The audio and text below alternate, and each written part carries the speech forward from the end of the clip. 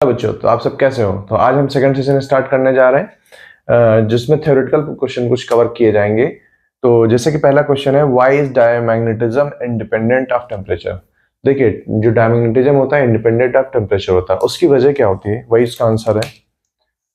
Answer इसका हो जाएगा क्योंकि इसका ससेप्टिबिलिटी नेगेटिव होता है और बहुत छोटा होता है, तो टेम्परेचर बढ़ाने से कोई बहुत ज्यादा फर्क पड़ता नहीं है। Because diamagnetism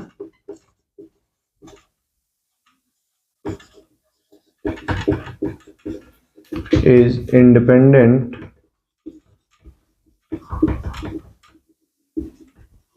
of temperature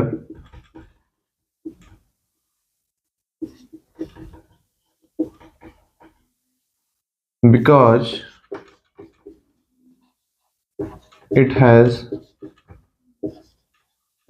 very low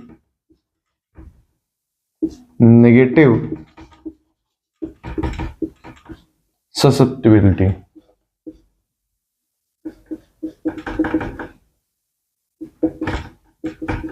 ठीक है, वन वर्ड आंसर है। ठीक है, क्योंकि इसका ससेप्टिबिलिटी बहुत कम होता है, नेगेटिव में होता है, तो टेम्परेचर का विशेष कोई फर्क पड़ता नहीं है।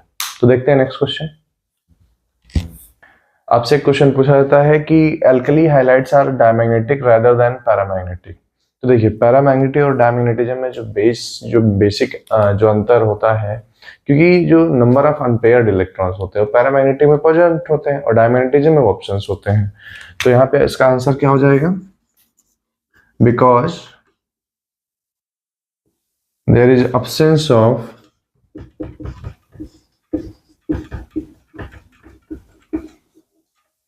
unpaired electron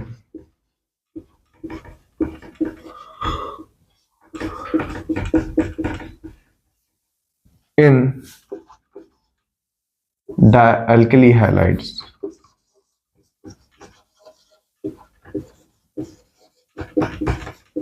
ठीक है, तो अनपेयर्ड इलेक्ट्रॉन्स का होना जरूरी है पैरामैग्नेटिक शो करने के लिए, जबकि अल्कली हाइड में वो अब्सेंस होते हैं, इसके वजह से वो डायमैग्नेटिक होते हैं। तो नेक्स्ट क्वेश्चन देखिए, हमारे पास ये अगला क्वेश्चन है। The magnetic susceptibility of magnesium at 300 kelvin is 1.2 into 10 to the power 5। At what temperature will its magnetic susceptibility becomes 1.44 into 10 की पावर 5। तो देखिए, टेम्परेचर बताना है, तो हमारे पास देखिए सोल्यूशन होता क्या है।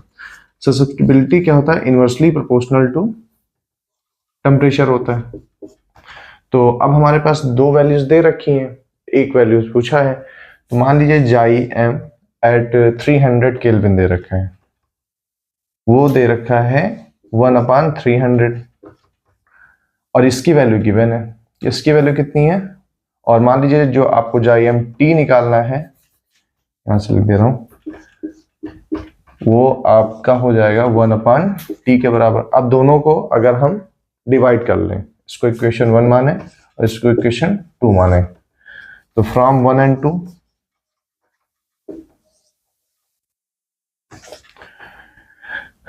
तो जाइम 300 का जो वैल्यू है वो लिखेंगे, तो 1.2 into 10 की पावर 5 डिवाइडेड बाई जो गिवन टेम्परेचर पे होना चाहिए 1.44 into 10 to the power 5 equals to जो गिवन टेम्परेचर है वो चूंकि नीचे आ जाएगा, तो T/300। तो हमें टेम्परेचर T ही निकालना है, तो T इक्वल्स टू हो जाएगा 300 multiplied by 1.2 into 10 to the power 5 divided by 1.44 into 10 to the power 5। यहां से हम पॉइंट को सॉल्व कर सकते हैं। यहां से ये पॉइंट यहां पे आ जाएगा, या फिर एक पॉइंट यहां से हटा करके एक पॉइंट इधर हो जाएगा, तो ये 12 टाइम्स ही जाएगा, और इसको फिर हम डिवाइड कर सकते हैं 3000 को 12, तो 12 2 जा 24 होगा। कितना बचेगा? 6 बचेगा। 60 12 5 जा 60 होता है, एक ये जीरो अलग और बच जाएगा। 10 की पावर 5 10 की पावर 5 कट जाएगा, तो टी की वैल्यू कितनी आ गया? 250 केल्विन। ये इसका आंसर हो जाएगा। ठीक है, रिलेशन बेस्ड है क्वेश्चन। ठीक है, तो ऐसे करेंगे। देखते हैं नेक्स्ट क्वेश्चन। देखिए एक बहुत सिंपल सा क्वेश्चन है, द मैग्नेटिक ससेप्टिबिलिटी जाई of a given material is -0.5। Point से ज्यादा इस पे निगेटिव पे ध्यान दीजिए। अगर आपने, क्योंकि स्मॉल वैल्यूज तो उसकी भी होती हैं, पैरामैग्नेटिक की भी, निगेटिव सिर्फ एक ही केस में होता है डायमैग्नेटिक एटम में, तो नो डाउट इसका आंसर कितना हो जाएगा, कि मटेरियल कौन सा होगा, डायमैग्नेटिक मटेरियल होगा।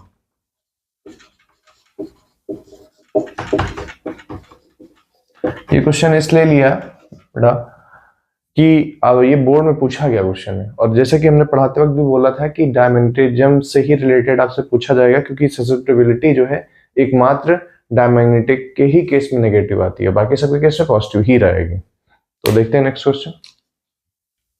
अब हमारे पास क्वेश्चन कह रहा है कि what is the net magnetic moment two identical magnets each of magnetic moment m0।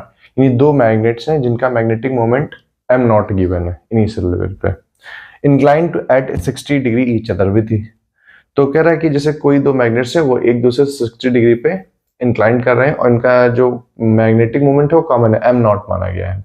तो नेट मैग्नेटिक मोमेंट क्या होगा, देखिए चूंकि मैग्नेटिक फील्ड क्या है, एक वेक्टर क्वांटिटी, तो वेक्टर एडिशन फॉलो करती है, तो इसके लिए जो नेट मैग्नेटिक मोमेंट होगा तो वेक्टर फॉर्म से, वेक्टर लॉ से ही निकालेंगे, तो लॉ ऑफ पैरेललोग्राम लगा लेंगे, तो आपका हो जाएगा net magnetic moment m net हो जाएगा under root m1 square plus m2 square plus twice m1 m2 cos theta. अब वैल्यू इसमें पुट कर लेंगे, चूंकि दोनों ही m0 है, तो कितना हो जाएगा, ये हो जाएगा m0 square plus m0 square plus twice m0 square, चूंकि m1 m2 सेम ही है तो ट्वाइस लिखा हुआ है, और cos थीटा cos 60 की डिग्री में क्या होती है, 1/2 होती है, तो 2 से 2 कैंसिल हो जाएगा, तो वो जाएगा m0 स्क्वायर कॉमन हो जाएगा, m0 √3, या फिर इसी को लिखते हैं √3 m0, ये इसका आंसर हो जाएगा। तो देखते हैं नेक्स्ट क्वेश्चन। देखिए हमारे पास ये एक ऐसा क्वेश्चन है, एल इफेक्टिव का प्रॉब्लम है, यानी कि नया मैग्नेटिक मोमेंट निकालने का प्रॉब्लम है। इसको हम दो तरीके से कर सकते हैं।